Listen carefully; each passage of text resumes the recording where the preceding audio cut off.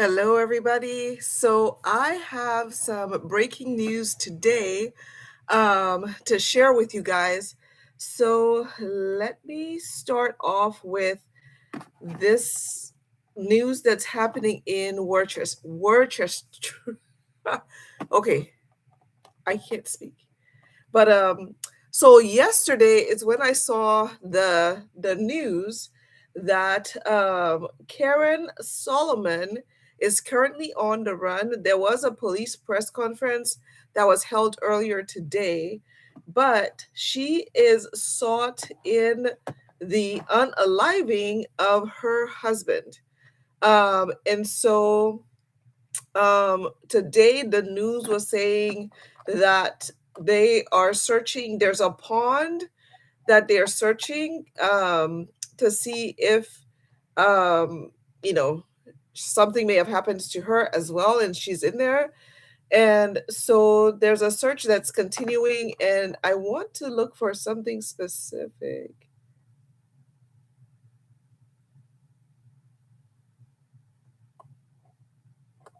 I can't find. Oh, see, I'm looking here at my other computer, and I can't find that specific information I'm looking for.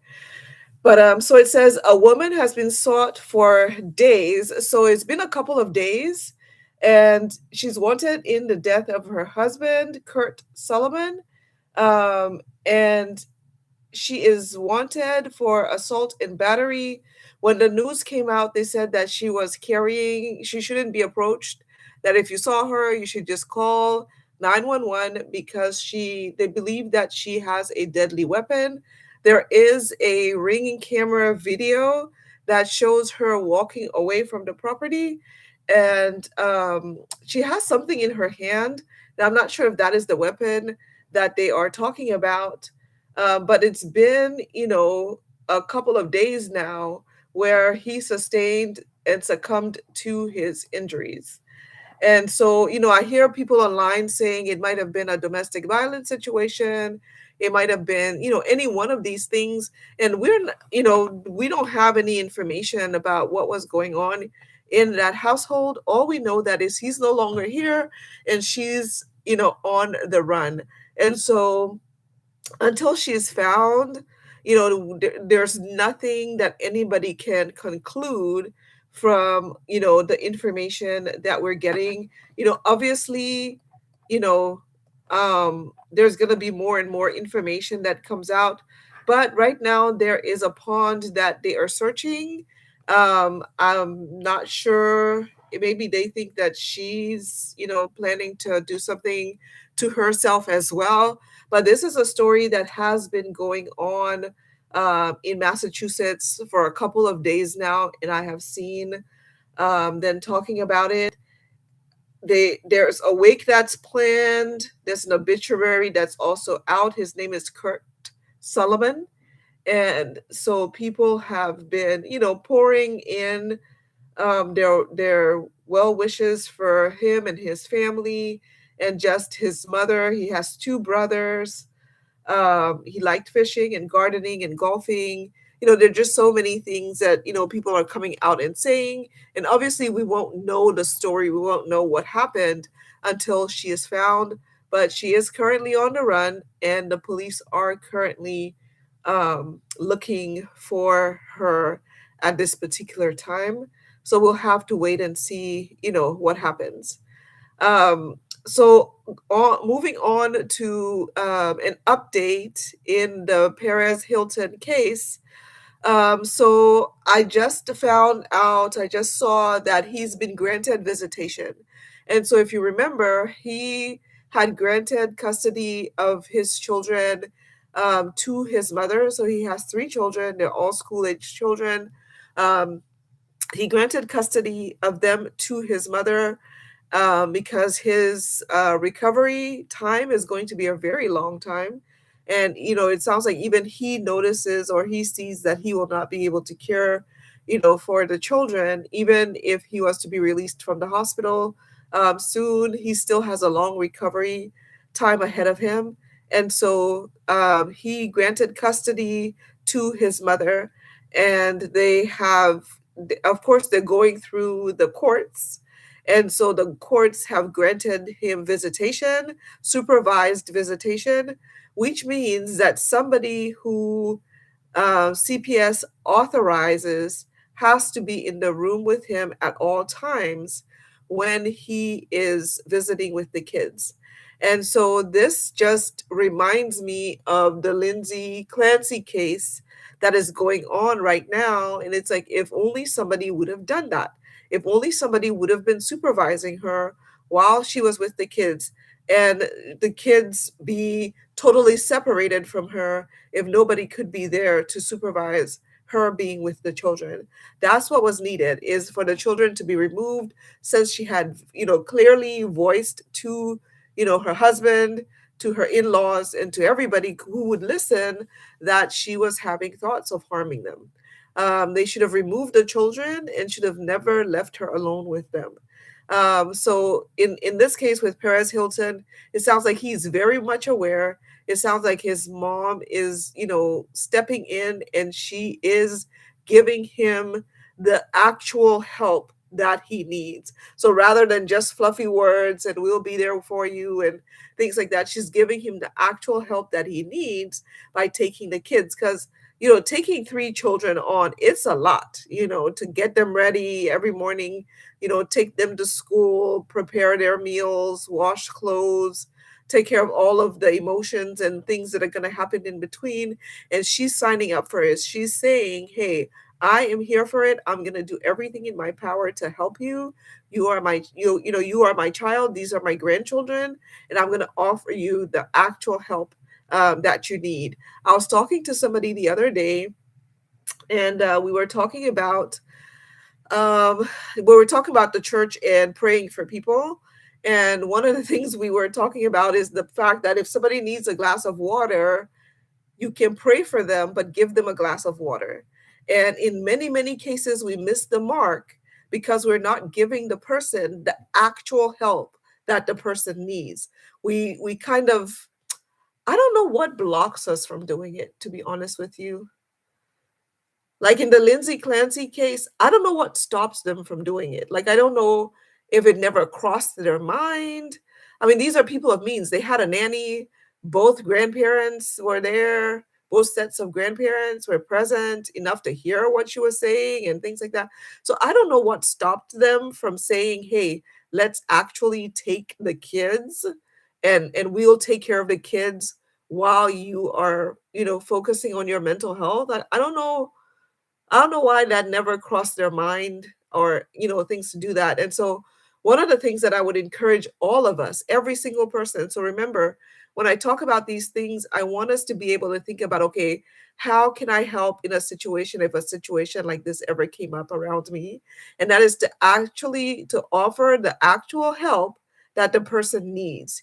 You can pray with them, you can sit with them, you can show empathy, you can validate, you can do all of the things, but the you have to find out, like, at the bottom line, what do we actually have to do, like physically have to do, in order to help you. And in this case, it sounds like Paris Hilton's mother knows that, he has told her, and the doctors have told her, that he's going to have a long recovery ahead of him, and it's going to take some time. And so she is, stepping in, and she's saying, I am willing to do the hard work. I will take care of the kids. And so now CPS is comfortable with what's happening enough to say, okay, we will grant you visitation. So he will be able to have supervised visitation where he is not alone with the children, and things like that. And that's both for his benefit and for their benefit, and things like that. And so I'm really glad that his mom is stepping in to help in such a way. And so the moral of the story is, when you see somebody struggling, you have to be able to do the thing that will actually help them, and things like that. So do the thing that will actually help them, like, pour the glass of water, give them the glass of water, and things like that, rather than just sitting with them and going, oh, yeah, yeah, you're thirsty. I can hear that you're thirsty, and I've been thirsty before, or whatever else people say, and things like that. Is the actual doing the thing. That's the next step for a lot of people. That's what we're missing, is the doing the actual thing that the person needs. And so in this case, it sounds like, his mother is doing that. um, the third thing I wanted to talk about was the Siders case. So um, let me pull up um,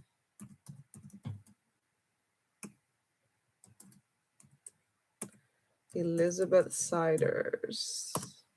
Apparently, there have been more charges leveraged against her, and I think also Gary Siders Jr. So it says the grand jury indicted four Siders family members in Vinton County child endangerment case. And so it says Gary Jr., Elizabeth, and Christina Siders were indicted with 19 charges. So initially, when they were first all charged, they were all charged with 16 charges, but now it has gone up to 19 charges. And so I'm not sure what else they have found, what more they have found against them, but they are charging them with 19 different counts. So let me see if I can um, see some things here. I had seen, okay, so for Gary Sr., it's 10 counts of endangering children, 6 counts of endangering children. That's what Gary Sr. has been charged with. Christina Siders, who is the grandmother of the 16 children, has 2 counts of endangering children, 10 counts of endangering children, and 7 counts of endangering children. And so initially, she only had the 16, and now they've added 3 more charges to her, and things like that. So when they initially arrested the 4 adults, they had found the children were in very neglectful positions. They found them in a very, like, a dirty room. First responders were just disgusted by what they had seen. At least 2 of the children were airlifted and air flighted to the hospital because of the conditions that they were in. And so the 4 family members were arrested, and each one of them were given 16 charges for child neglect, endangering, and so on and so forth. And so a grand jury apparently has been digging into the family since December.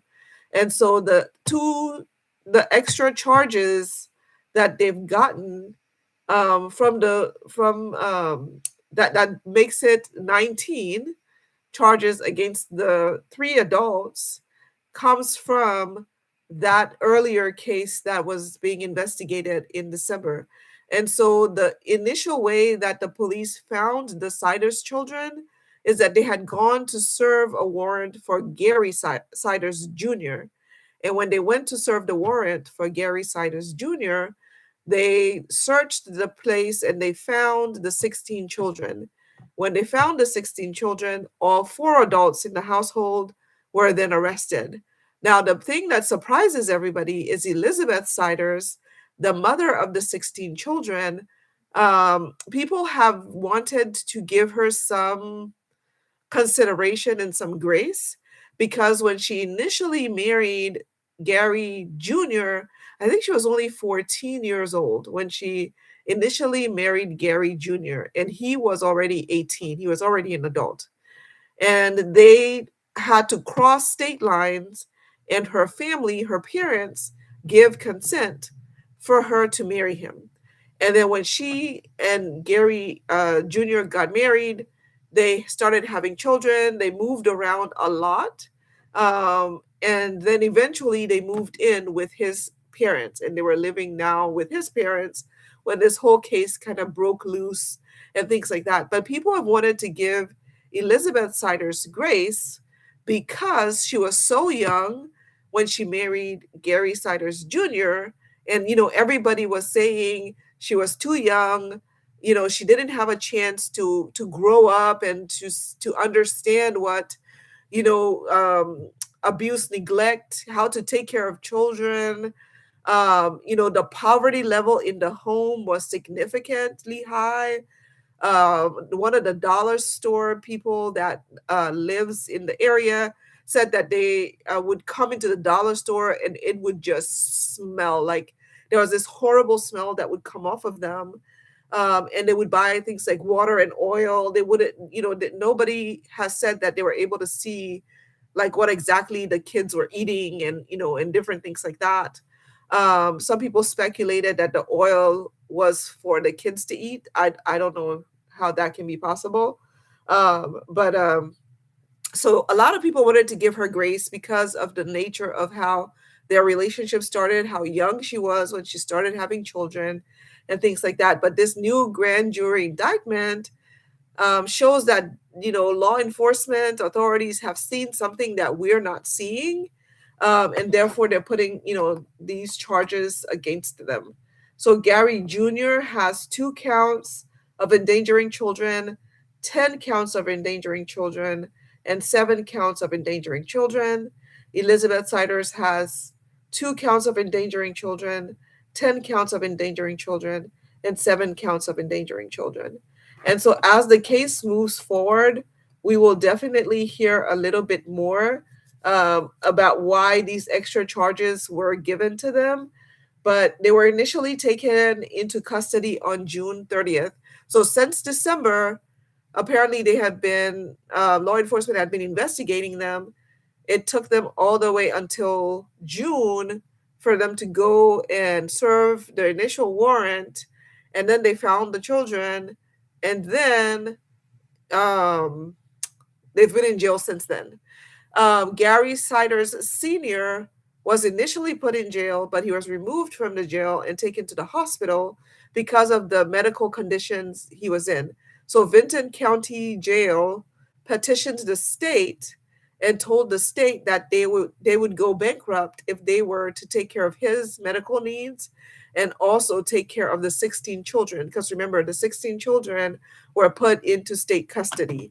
And that means that they have to find foster parents, they have to pay foster parents, and then they have to help the foster parents get all of the things like clothes, health insurance, all the things that are needed to take care of for the foster parents to be able to take care of the children and things like that. So Gary Siders Sr.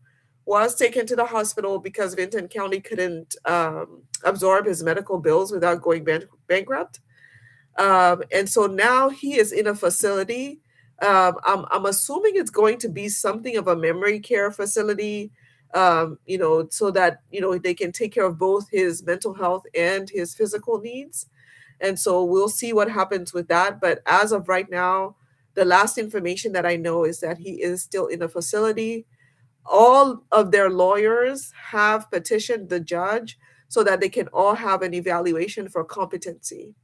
And from what I know, at least Gary Siders Sr. and Elizabeth Siders have both been granted that. They've both been granted the evaluation to check for that. And so we'll see what happens. But this case seems to be so much bigger than we initially thought. I'm just so glad that the 16 children have been put in foster care and custody, and I hope they're taken care of, because we all know that foster care is not perfect. But I really, really hope that they're put, into safe homes with people who can actually take care of their needs, because it sounds like their needs will be profound. So, there's no. So authorities have looked at the situation, and the first question was, how can it be that 16 children spent such a long time in this kind of a neglectful situation, an abusive, neglectful situation. Because the oldest daughter is 18 years old, and they've already reported that she has profound disabilities, and things like that. So there are no school records. There are hardly any medical records. There are a few medical records from when Elizabeth Siders gave birth in the hospital, but that's about it as far as medical records are concerned. And so, they've been able to kind of fly under the radar, so to speak, and um, people have not been able to track them down and all of those different things, um, up and until this warrant was served.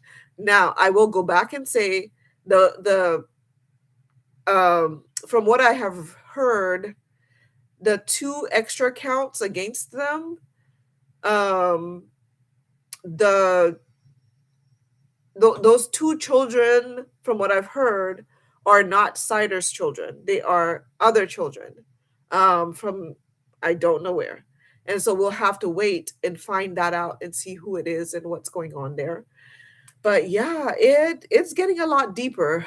There's a lot going on, and we will find out all of that information as time goes by. But I'm just glad that those children are no longer in such a deeply neglectful, abusive situation, and I hope that they're being well taken care of in the foster homes that they have been placed in. There's a lot of talk about Vinton County. So when the case first started, there are a lot of people that came out and said they grew up in Vinton County, and they know about the poverty level and the neglect and things like that that happens. And so I hope this shines light on it, and that people are able to, like their representatives and all of the people, are able to start, opening the doors and looking at what's going on with the families, and and things like that. The teenage pregnancy rate and all of those things play a part. So I hope that all of that is being looked into, and I hope that children are able to be kept safe in that county. Of course, it's not only that county that's poor and child neglect and abuse and things like that are happening. It's a lot of different counties. There are stories every single day of children being abused and neglected, and authorities, have to come in and arrest the parents, and things like that. So I hope that this will shine a light and allow for new laws and the new way to approach things. I know one of the things that I thought about was that if a teenager gives birth, that teenager immediately gets a caseworker. No matter what, they immediately just get a caseworker, even if they have the strongest support from their family. In this case, Elizabeth Siders, it doesn't sound like had a strong support from her family. I mean, they married her off, and things like that. But I think that every teenager that gives birth should be given a caseworker, and that caseworker should not leave them until they turn into an adult. Until that teen turns into an adult, the caseworker shouldn't leave them. Now, caseworker doesn't mean that the caseworker is sitting there staring at them 24 hours a day. This is we meet once a week, we meet every 2 weeks, we meet once a month. You can kind of spread out the meetings and things like that, depending on how well the person's doing and how well their support system is doing. That's also important, is to look at the support system around the teen. Some teens will have a lot of support, and some teens will have very little support, and then you go accordingly, like you think accordingly to that. And you kind of approach the situation, whether they need more visits or less visits, or all of the things, like making sure that they have their Medicaid, making sure that the kids are in daycare, making sure that the teenage parent is finishing school and able to get a job, all the things that are needed for the parents to be okay and for the young children to survive. So that would be my way of dealing with, like, when a teenager gets pregnant. Of course, let's prevent teenage pregnancy in the first place. Let's prevent teen marriages in the first place. That would be the first place to start. But hey, things happen, I know. And so all teenagers, I think, should have a caseworker. Like I said, they're not just staring at them 24/7. It's a nice working relationship. Let's get your, resources. How are you guys doing? Let's see each other. Let's go to dinner. Let's go to lunch. Let's take the children out together. Let me see how everybody's doing. And that's the way it can go until the teen now becomes an adult. And then they can decide, hey, yes, we want to continue on with these services, or whatever the case might be. But so that is where I am so far. That's what I know so far about these different cases. I will bring more cases to you as I see them.